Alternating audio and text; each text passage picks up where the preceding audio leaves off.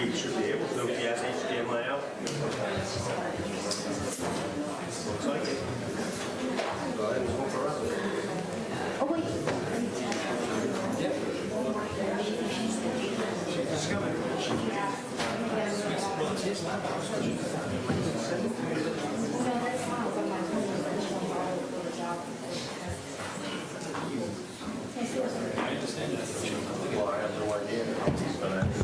Hi.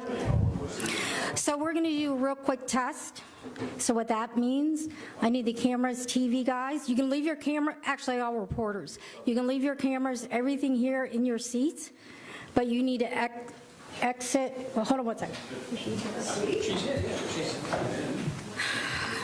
You need to stand in the hallway while we just do a few technical tests.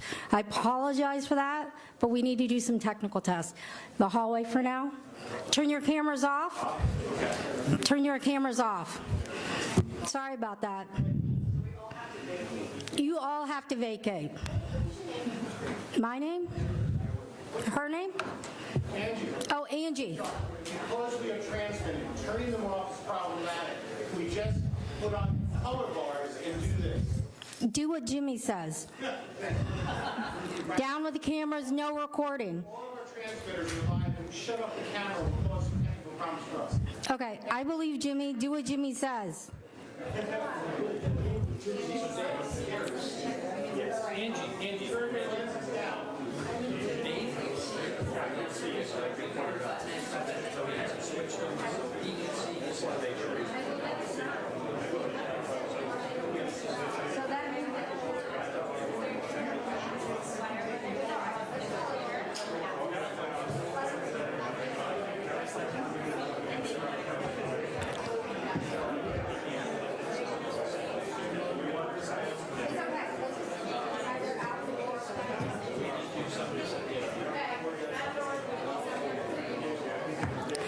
Media, please exit that door on your right, second door.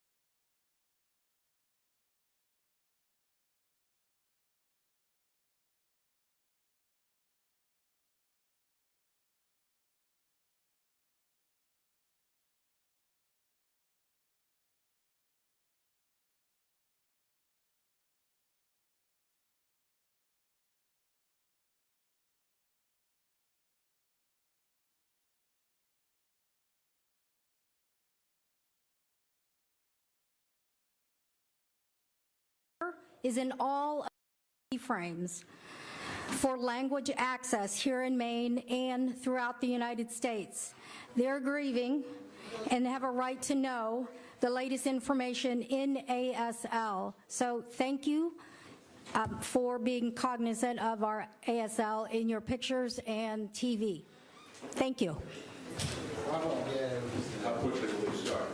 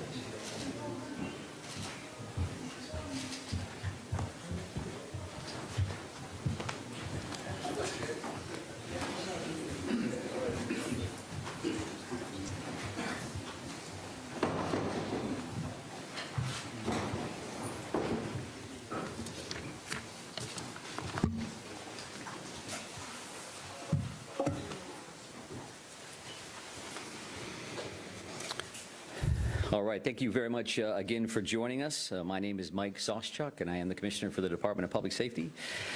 For starters, let me just say, for the consideration of the 4 deaf victims and their family, we are requesting that the ASL interpreter is in all frames for language access here in Maine and the U.S. They are grieving and have a right to know the latest info in ASL. You can see we've changed this a little bit, the kind of the setup from earlier today. And again, as we continue to evolve, right? Lots of podiums, lost our maps. The whole thing was a little bit of a mess earlier, to be quite honest. And our victims in this investigation, the people that are doing the work, deserve better than that. So I would also tell you that we're kind of looking for a larger venue as well. The chains here and everything else seems to work. We're going to use some technology for some pictures here right off the bat. So I would say that, again, thank you for joining us. It's been a busy day for our law enforcement officers and our partners around the state. I'm going to give some updates from what we found, but the real primary reason I wanted to bring you back in today was we wanted to really identify the victims and show their pictures. We won't get into family backgrounds and their lineage at all, but we do want to show those pictures, give ages. I would say that the families didn't want hometowns listed. They do certainly deserve and want some privacy around these issues, which makes complete sense. And we're going to start with that component of our information simply because that's why we're here, right? This is about the victims. That's why we do what we do, and that's why we're striving so hard, and that's why you're here, because you care about them as well. So we're going to go ahead and load that behind us here on the screen. And I think Shannon Moss can also put that information out following this. Some specifics here, I would just like to note that the families actually approved these photos, sent these photos in to us. For a lot of different reasons. I think some of them show a little of their character, a little of their relationships, and some other specifics. You'll just see again a picture, a name, an age, and then there's a couple symbols there. And we wanted to be specific enough to what location they ultimately lost their lives at. And again, thank the families for allowing us to even do this. They certainly didn't need to do that. They're working through their own struggles, and rightfully so. So I'm going to start with this and then ask for just a moment of silence before we continue on to our next agenda item. But that top left, as you see it, and that is Ronald G. Morin, 55. And I won't read the venues. You can put that all together yourself. Peyton Brewer Ross, 40 years of age. Joshua A. Seal, 36 years of age. Brian M. McFarland, 41 years of age. Joseph Lawrence Walker, 57. Arthur Fred Strout, 42. Max A. Hathaway, 35. Stephen M. Vozella, 45. Thomas Ryan Conrad, 34. Michael R. Deloria II, 51. Jason Adam Walker, 51. Tricia C. Asselin, 53. William A. Young, 44. Aaron Young, 14, his son. Robert E. Violet, 76, and his wife, Lucille M. Violet, 73. William Frank Brackett, 48 years of age. Keith D. McNair, 64. Just have a moment of silence. Thank you.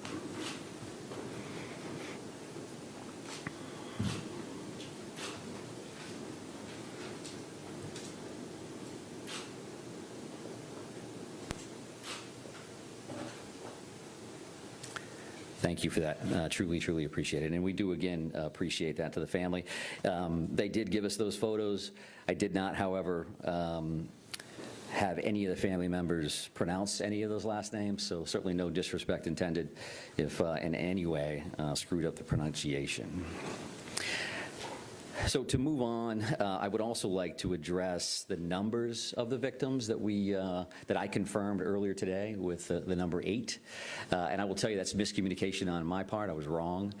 In talking to our detectives, we had a list for people that had been identified and family members that had been notified. There's also a separate list that involved family advocacy and whether or not they had been plugged into that. So the reality here is that all 18 of those victims, everybody that we listed here today, everybody has been identified and their families have been notified. So we were in contact with them. I would expect some more information later tonight, and I'll definitely talk about it tomorrow morning at 10, reference to Family Information Center, a new location, and some material around that, exactly what services will be available at that particular time. But I definitely wanted to make sure that I correct that mistake from earlier. So several other updates from this morning's briefing. I know that Shannon has sent along the aerial maps that we showed or tried to show here on the board, so you have received those. I also think that we had, and Shannon has corrected this as well, but the Pejebscott boat ramp, the proper name there was the Paper Mills Trail and Miller Park boat launch. The address was correct at 501 Lisbon Street. Pejebscott is a little bit further down the river, apparently, and we certainly like and appreciate everybody working with us to make sure that we had the proper location, the proper terminology for that. And other additional updates, the boat launch search of the river, the Androscoggin, they're still out there right now, and they'll be there as long as they can based on the light. And as we mentioned earlier, we're talking about sonars and grid searches and things of that nature. That's time intensive. It's taken them a while to work through there. They want to make sure they do it right. So we're not going to finish that search this evening. I would be surprised if you ever saw divers in the water overall. But tomorrow we'll have additional dive resources available to us from out of state, as well as some additional in-state teams. So again, we'll discuss that a little bit at 10 o'clock tomorrow. But no surprises, we expect that to go over, and that we'll have some assets there tomorrow. They did a bunch of flyovers this morning, as I mentioned. They did the sonar searches, some side, some ROV. And we'll be back on that tomorrow. The bar scene itself, they continue to do their on-scene investigation there, as well as at the bowling alley. They did check those wood lines. They may be back in there tomorrow as well, but that is progressing as expected. And I think another major piece of updates for you now is to talk about the shelter-in-place order and where that's going effective immediately. And I'm not a big reader of orders, but I think this is important that you hear this directly from a couple different sources. We're going to put out a release. There's going to be a cell phone geofence release to some folks. We've used that a couple times already during the active shooter as a warning and otherwise. But the shelter-in-place order is rescinded, except hunting is prohibited in the towns of Lewiston, Lisbon, Bowdoin, and Monmouth, beginning Saturday, 10/28/24, until further notice. The state police continue to search in Lewiston, Lisbon, Bowdoin, and Monmouth for the suspect, Robert Card, and recommend individuals remain vigilant. Businesses may choose to open or remain closed. Commissioner Camuso from IF&W is here to help us answer any additional questions about that hunting piece. It was asked this morning, and it was a good question, and I told you at that time they're working on an answer for that. And what that means is that the general shelter-in-place has been rescinded. Specifically, hunting, again, is prohibited in those 4 towns, and those 4 towns only. And it's important that I mention that because the rest of the state is allowed to continue with their resident-only day on Saturday, tomorrow. And what does that mean? That means that there are going to be communities that hear gunshots from time to time because they're going to be hunting. So we would ask everybody to use caution in that and not think that every one of those gunshots is directly regarding this particular crisis situation, this investigation. So clearly, if they think, if they're suspicious, if they're concerned, they can certainly call their local agencies. But I would ask them to think about that, where they're located, when do they hear that? If they're 150 miles north, do they need to call their 911 center and create a response? And I think I would say no to that unless they have another set of facts, a fact pattern that would believe them that there's a direct connection between that gunfire and what they've heard to this point. So we had mentioned why we made that decision initially, because of the crisis and the situation that we had. Those 4 towns in particular, clearly with Lewiston and the 2 tragic situations here, the 2 locations we already talked about. And then you have Lisbon with the boat launch, Bowdoin where the suspect live. In Monmouth, there's other family connections in that particular area as well. So this is not to say that the crisis is over, the emergency is done, we can go about our lives as life is good. We want our folks, we want our residents to remain vigilant and to pay attention to what we share for information. I again focus on what we share is in the Department of Public Safety in the city of Lewiston, because we continue to see a lot of information from a lot of different places that is far from accurate. I would also say in that regard, when we say that we're going to meet you here at 10, we're going to meet you here at 10. And when we say we're going to notify you, we are going to notify you in the afternoon if we're going to get together and what time that is. I just encourage you to believe that until I prove you wrong, and I won't. And I say that because we've heard some other stuff. There's going to be a press conference at 1 o'clock, and then our PIO, who's incredibly busy, gets 100 emails that says, is it going to be 1 o'clock or is it going to be this? And you've got a job to do, I get it, and we're trying to help you you do your job, and if you could help us do our job, that would be greatly, greatly appreciated. So that is some of those pieces for updates from what we worked on this morning. A couple of additional things. Neighborhood canvases, as an example, I did not speak to that. So we talked about large deployments of officers in various locations. What would that look like? Neighborhood canvases could be a couple of officers knocking on a door. And that's going to be happening at various locations around this particular area in multiple towns. Again, if somebody's using their own common sense and they say that doesn't seem right, then sure, call. But you could have 2 uniformed officers or 2 officers with clearly displayed badges jumping out of a marked car to come talk to you as detectives. There was a question this morning around arrival times at the 2 locations, and we had done some research on that, which was hot off the presses walking out the door to come here today. So spare time, as we had mentioned earlier, that initial 911 call occurred at 6:56 p.m. And by the CAD system, or the computer-aided dispatch system, so somebody calls in on a radio and they says, now I'm out at that location. The first Lewiston officer arrived based on that system at 7 p.m., so 4 minutes later. The reality there, however, is that there were 4 plainclothes police officers that were shooting on the range in that general area. They hear that call come in, and they're walking into the bar, or rather the bowling alley, in about a minute and a half. So they don't have radios, they weren't in uniform, they hear it as they're at the range, they respond to the address immediately, and then they address the threat and clear the building. For that same location, right, spare time, as an example, you have Lewiston, it's a self-contained police department, they work with everybody, so it's not uncommon to see the Maine State Police in town, but they don't have specific areas to patrol. Calls came in to dispatch centers for the Department of Public Safety that would control the Maine State Police, as an example, at 6:57, so a minute-ish later. And we didn't have necessarily troopers right inside the town, so 11 minutes later, our first trooper arrives, which is not uncommon, actually, and that's a pretty good response time, considering it's an urban atmosphere and troopers aren't here. The second set of calls, as we've discussed, came in at 7:08, so this is the bar and grill. And the first Lewiston officer is responding there at 19:13 or 7:13 p.m., so 5 minutes later. And then really it becomes exponential after that, as an example. Should have mentioned this earlier, but spare time, a minute after those initial officers respond, 8 more are there. Now we're saying now everybody's starting to roll in about the same time, and about 10 officers are responding to the bar and grill immediately thereafter. You got the first folks, and then people are just showing up from the police department and other locations. And that particular call for service for the Maine State Police through Department of Public Safety dispatches, we got that second call at 7:10, about 2 minutes later than the Lewiston Center received it, and we had officers responding and arriving 3 minutes later. So why is that? They're already flying to the first address, and now we got a second call, and now they're diverting to that second call. So it's obviously they're in town, and they're running hard to that location.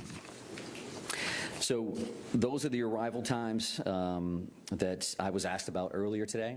I think based on the list that I made this morning, I think that's all we had for information. And I'll just call that kind of updates and follow-ups, things that I knew you were asking. There were some additional questions from the general public, which has been good for us to receive those through these, right? They get a chance to see stuff, and then they reach out and say, what does this mean? We had a bunch of people reach out about that shelter in place, and what does that mean, and what should I do, and what does that look like?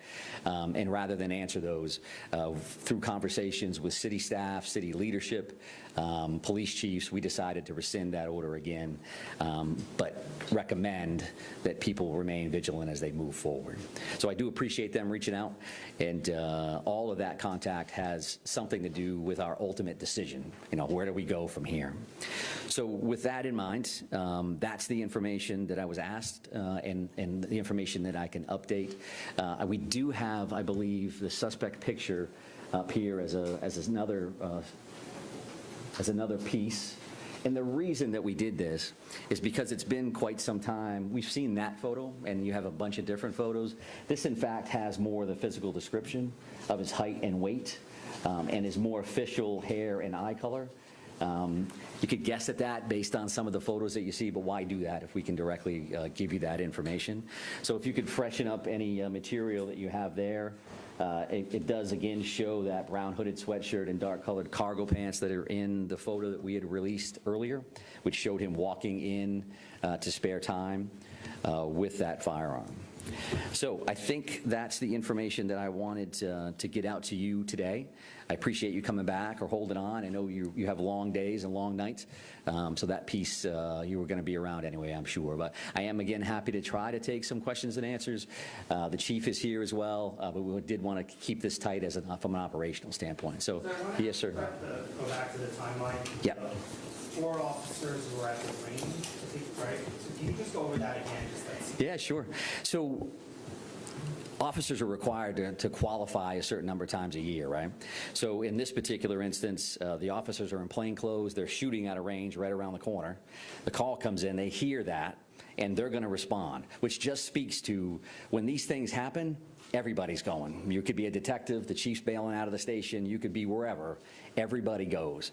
So being Lewiston officers, they go, we know where that is. Everybody gets in the car and they immediately go to spare time to help in any way they can, not knowing that in fact they're going to be the closest there and the first out.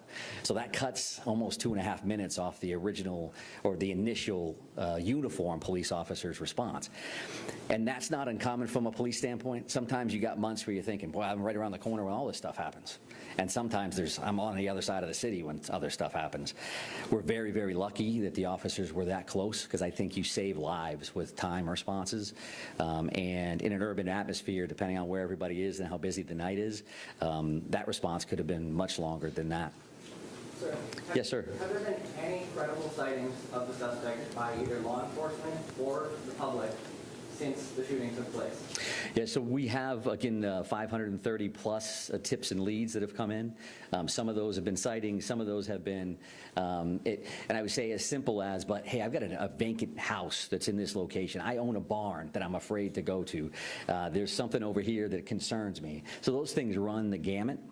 And I'm also going to use that opportunity to the FBI supervisory agent in charge, Jody Cohen, who has been with us during these press conferences. We gave that digital video information out this morning. There's already well over 100 entries in that system. So that means you're putting that information out, and the general public is grabbing hold of that, wanting to be involved, and sending that information in. So I thank you for that, and we certainly thank the FBI for their assistance with that kind of material. So we've got all kinds of, somebody may say, Has law enforcement seen him in the last 2 days? We have not. Law enforcement has not seen him in the last 2 days. But again, in that stack of that 500 plus, you may have somebody that says, hey, we see somebody that looks like that. So we have not. But go ahead, ma'am. Can you confirm that the note found at the suspect's home is a suicide note? That has something to do with lifting the shelter in place? Yeah, I cannot, and I'm not going to speak to the note itself. I acknowledge the fact that a note existed this morning, but I'm not going to get into exactly what it contained. But, sir? Sir, you said that the officers, the plainclothes officers who responded, addressed the threat, cleared the building. Can you explain what happened there?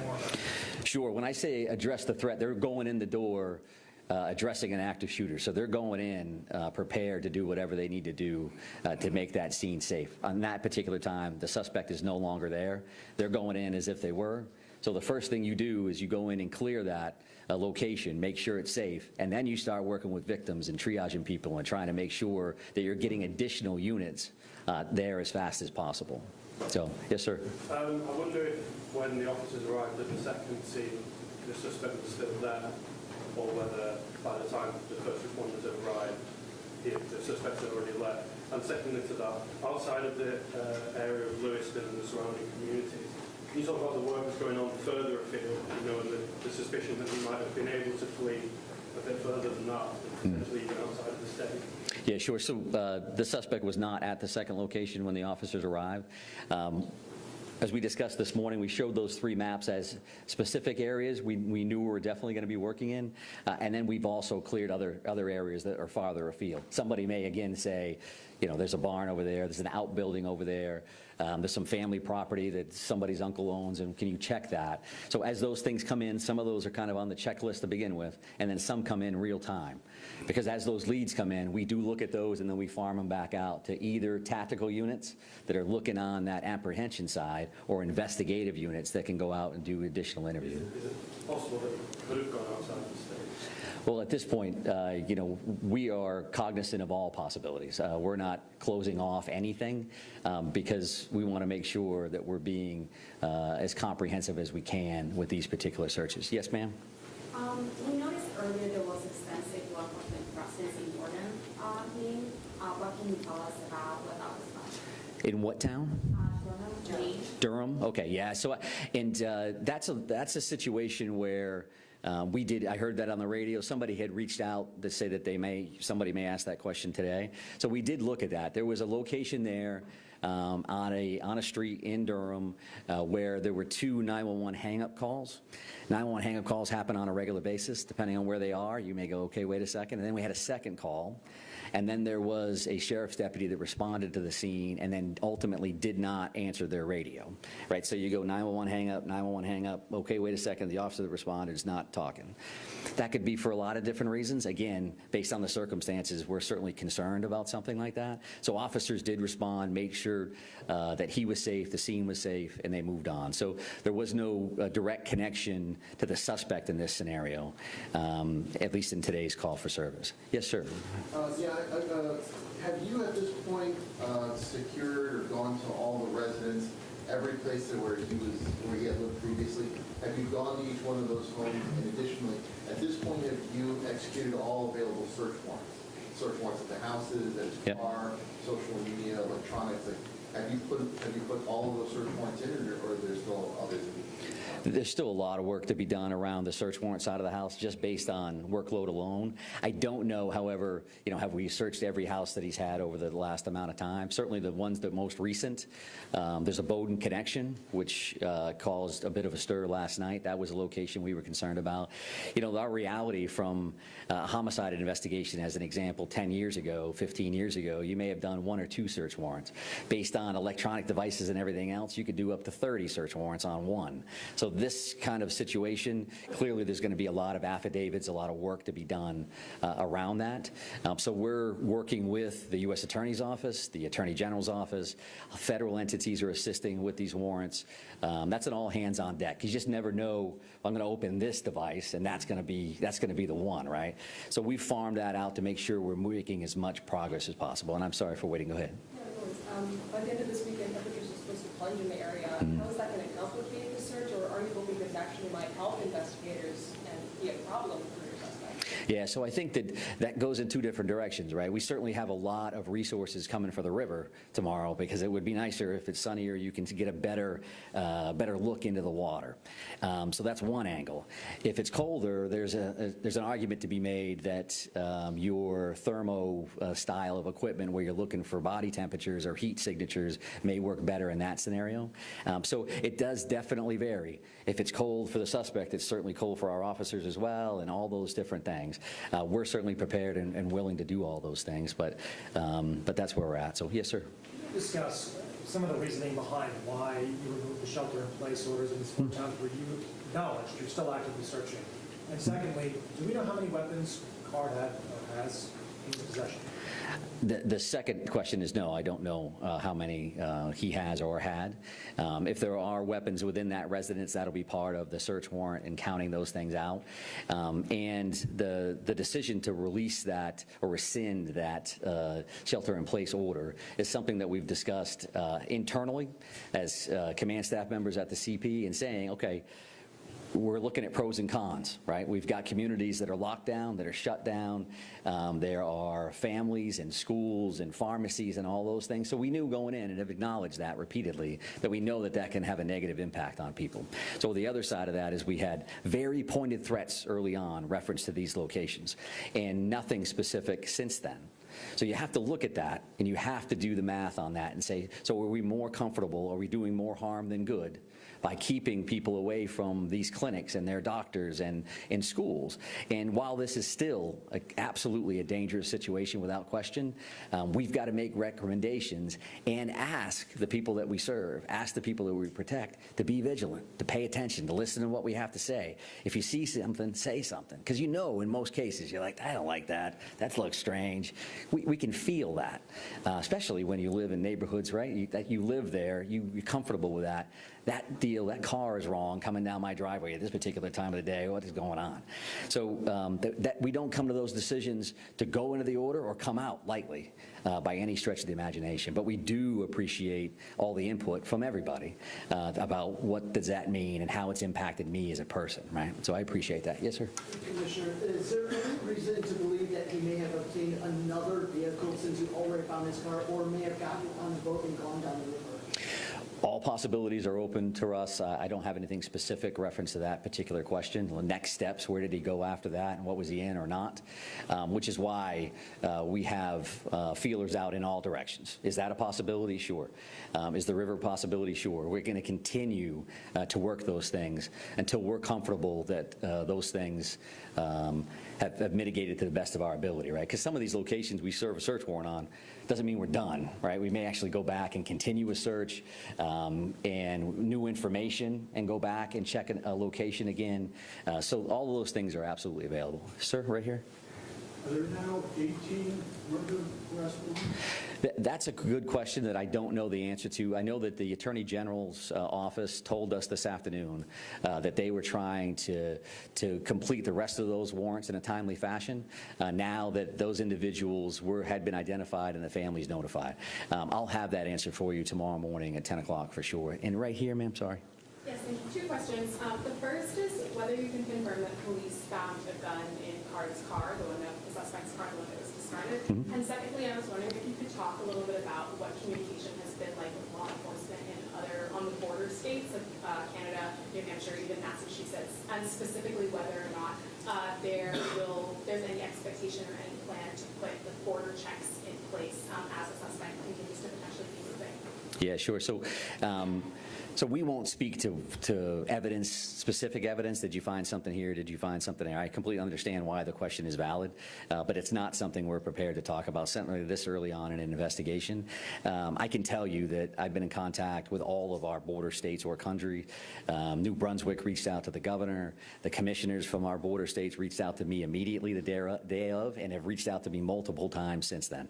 Again, a lot of their officers are with us at this point, right? New Hampshire is up here, Massachusetts is up here, you name it on the federal side of the house, they are here. So everybody's really working hard on that side of it. There's no expectation at all that there's going to be some kind of a border checkpoint scenario. But I'm going to take one more question here from you, ma'am. Question for the chief. Oh, absolutely. Chief, for members of law enforcement, especially from Lewiston, Auburn, and this close-knit community, can you talk about what it's been like to do this investigation when they may have close connections to some of the victims? It's been very difficult, I can tell you that for certain. Seeing these pictures come up on the board, I know a couple of them myself. There are many law enforcement officials that I know some of these victims, and it's certainly very challenging.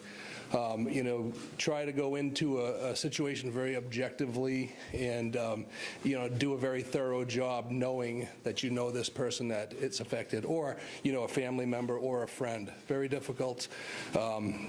I can tell you that all of the police officers I know from the area remain very professional at all times, and we press on and we get the job done. Chief, just quickly, what is it like, if you could provide a perspective, processing those scenes, those 2 scenes where the shootings took place? Some of the complexities, are you dealing with 50, showcasing hundreds? What are just some of the complexities you all? Yeah, again, the state police has the lead on this investigation. I can't comment on that. I can tell you that in scenes that I've investigated personally or that I've been to, it happens a lot. It takes a long time to process these scenes. It's nothing that happens in a quick manner like Mike mentioned earlier this morning. It doesn't happen in an hour and the case is solved. These things take time. Commissioner, is the boat still missing? I'm not prepared to answer that question, but I do appreciate that. And as I mentioned, thank you very much for being here. We really do appreciate that. And we'll continue to strengthen this partnership and get out as much information as we can. So have a nice evening. Thank you. 10 o'clock tomorrow. And it will be here unless we change the venue.